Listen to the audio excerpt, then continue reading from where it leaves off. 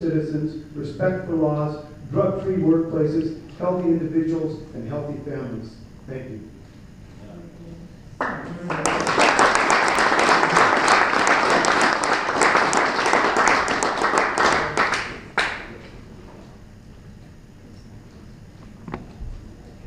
Mr. Conesa. And again, remember that all we're looking for is that we're going to ask the citizens of the community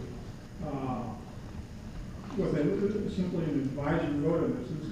There is no discussion this evening or any time in the near future about whether such sales will be allowed within the city. It's simply we're asking the citizens for their advice. Mr. Grayson, if you would have that, and I agree, Mr. Mayor, this is a discussion item, and the discussion at hand is the time of meeting and the advisory vote. That's why I kept my original 3 minutes more into subjects other than the actual timing of it. We're here discussing that timing, I suspect, because of the single business owner, which members of council and the public comments have talked about their leases and talked about 80% participation of people outside of Snohomish being the ones in actual favor. I think you can see by the passion involved in this issue, and you can say on both sides, there's a lot of paths that are going on here. People don't understand the legalities of what was voted on. They don't understand the legalities of what specifically Snohomish is considering currently and what it has control over. It is a state law. This is a retail marijuana advisory vote. And I must point out that the location that has been purported to be leased by the Cushry is inside of the 1,000-foot state allowable boundary as laid out in preliminary mapping that was done by the city of Snohomish 2 years ago. Let's just make that very clear.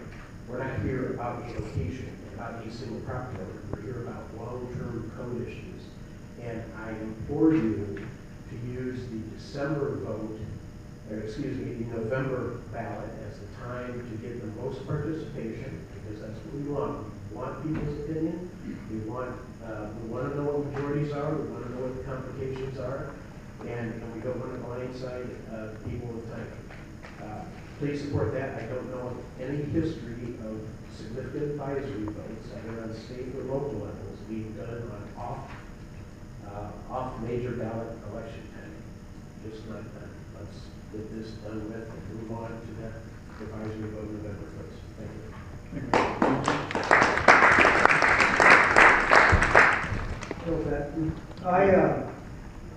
I guess my concern is transparency. I've heard this for well over 18 months, and we got transparency with the passing of Proposition 2. The people spoke, and things are going to be going in a different direction.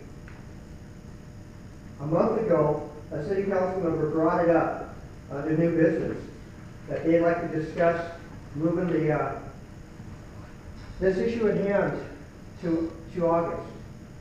And here we are already now. It just moves expeditiously. I asked tonight as a test, when I asked for 2 discussion items to be brought up, to see if you'll respond to a citizen's request for open discussion on an item as quick as the city council members. This is an important issue, you guys. And we talked about November a year ago. I think you should stick with November. There's not a hurry. A month ago, a city councilman brought up that he was concerned that a person was paying rent on a building. I'm sorry that person put the cart in front of the horse. Hear, hear. But it isn't our responsibility to cater to one citizen or one cellular company or one person that wants to build an apartment. So you guys think tonight, please. We got some things changing, and 5 of you up for re-election. And with all due respect, I think this is going to be a major issue coming up. Thank you.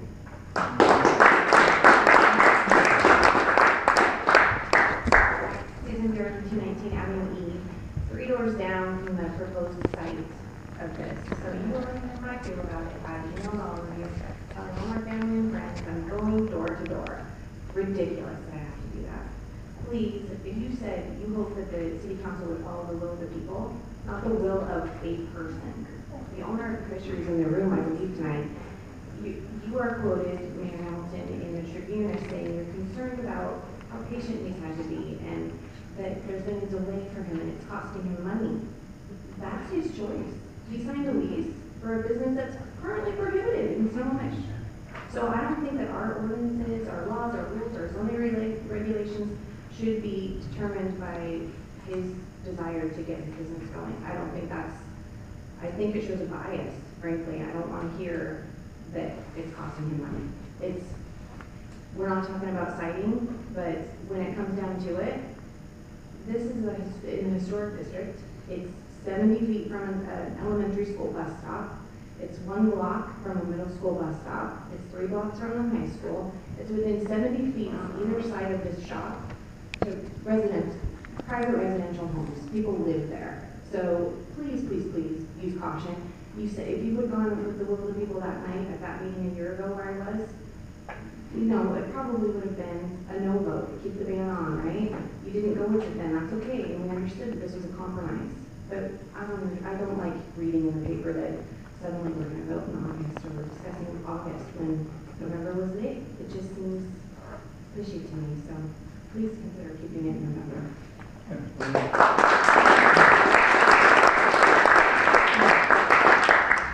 I have neither made public comment nor been interviewed on this particular issue with regards to talking about a potential honor. And I attempted a couple of weeks with something in the paper in between. I quoted the historic. I have not taken any position on or even mentioned that somebody has a potential lease in that. Thank you. Anyone else? Paul Cookson, 211 Avenue E. I agree with several other people. The transparency is a big thing here. We got 5 council seats coming up for election. We don't know if they're going to stay and run for election. We don't know if we get new ones or whatever. And I think being that it's going to be a very, very important decision on our community, the community that I wanted to live in for 34 years, and I'm now here. I've been here for 4 years. I've lived out in the Lost Lake area for 30 years, and I've always loved Snohomish. We love it. My grandkids and I, we run across the alley, go to the 76 and get candy and stuff. I got 10 grandkids. I think that this thing should be left up to the new council once they get organized, because it's just the best thing to do. And as far as the guy bringing up Trump and all this other stuff, that's a bunch of crap.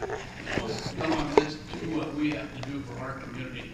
It's a great community. Everybody I talk to that live in Snohomish, they say, we love that town, we love that town. I work all over the north region here, and I tell you what, people just love Snohomish. And I just say, the transparency is the big thing. I can see tonight, this is only the 2nd council meeting I've been to, and I can see tonight you've got dissension on your council, which is not a good thing.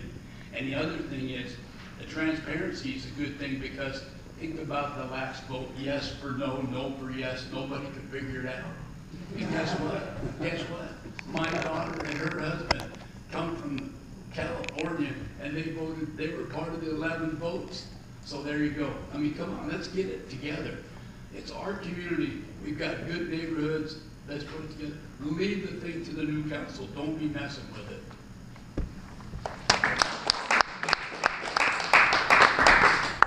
Anyone else would like to speak on this? Please, name and address over. Andy Baber, 2410-157, in Chias.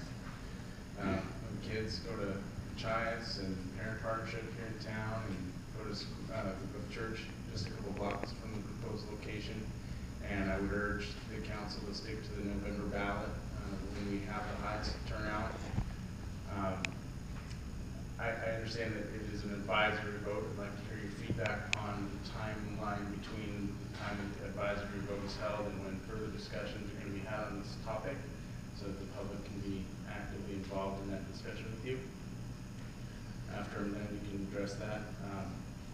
I would say that as far as our community here, we are here to advise you guys, even though there's going to be advice that's given during that voting. concise, but here is a place that we have the opportunity to provide verbal feedback that you're not going to get on that checkbox, yes or no, where we can see the impact that is happening with our friends and our neighbors. My wife and I are foster parents, and we've been closely involved with the opioid epidemic, and this marijuana is not an ancillary issue to what's going on. There's 9,000 foster kids in the system, and many of them have parents that are addled with opioid and marijuana addiction. And I mean, how many of you guys got to participate in the Snohomish cleanup day the other day? Cleaning up blackberry bushes? How many vagrants did we see leave? How many in that pouring rain? Pouring down rain. People crawling out from underneath buildings, stoned out of their minds, soaking wet. Is that what we want? No, I don't think so.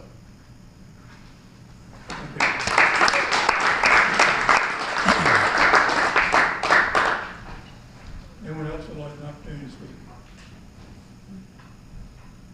About close citizen comments and bring it back for council discussion. Member Rorschach. Thank you, Mayor.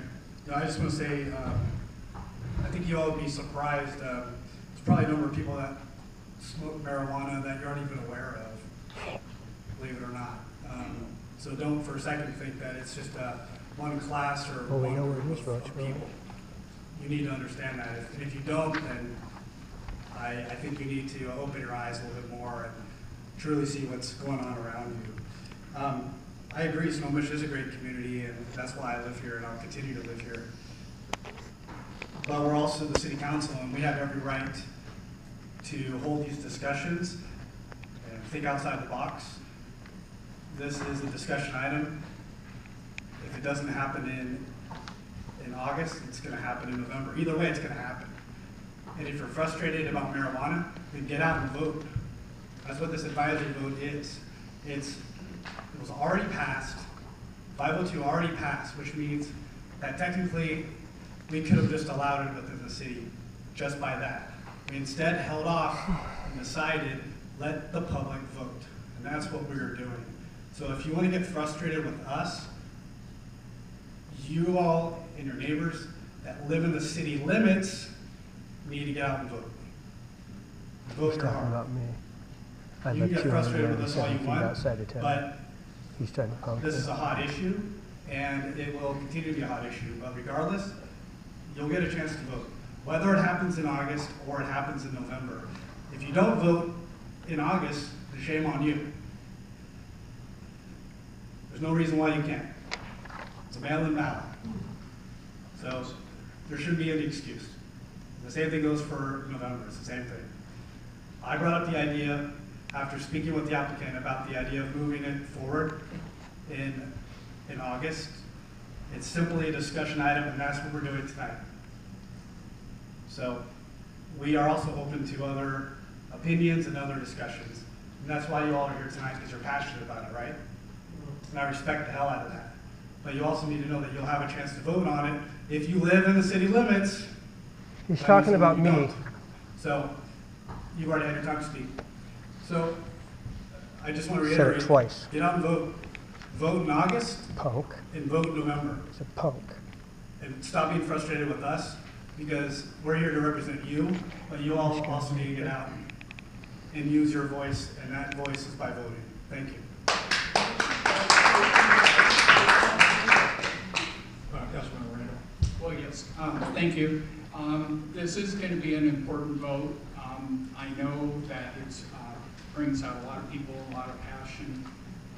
I believe that the turnout in the general election is much higher than the primary election. I know in 2007, 2009, and 2011, it was actually more around 1,000 vote difference. And the average, of course, is 777. My computer screen went blank on me, but anyway.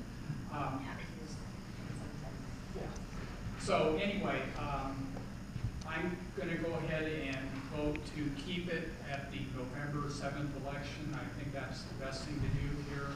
I personally, thank you. I personally don't really want to see marijuana stores in town, but I agreed last year to go ahead and allow an advisory vote. And then recently I said that if an advisory vote, whichever way it goes, I'll go and vote that way myself. So I'm going to honor the advisory vote. So, thank you. Thank you, Councilmember Riddle. Anyone else want to weigh in? Question I have about the timeline after the. I'm sorry, no question from the audience, but I think I'll address your question. Okay. I was one who was in favor of having this discussion relative to shifting the timeline. I know that this is a hot button issue, and we've talked about it twice during council. We've had 2 council votes. They've been split council votes, 4-3 both times. We talked about marijuana in the city. I have been the swing vote on that. It's been a difficult thing as our city, I think, our council has been split on this, and I was looking forward to getting a little more clarity. However, the information we got from staff about the difference between the number of people voting in August versus voting in November is swinging me toward, I think that we should wait for November. Therefore, I'm going to make a motion that we have the advisory vote in the general election in November 2017. Second. All right, motion made by Councilmember Buzak, second by Councilmember Sanders. Wow. Yeah, the new guy. That advisory vote be scheduled for November. Additional discussion, Councilmember Schlein. So I want to weigh in. Of course, you know that I will be supporting that motion. And I want to applaud Councilmember Royshard's passion and about asking you to get out and vote, and I absolutely agree with that. I disagree with his comment about not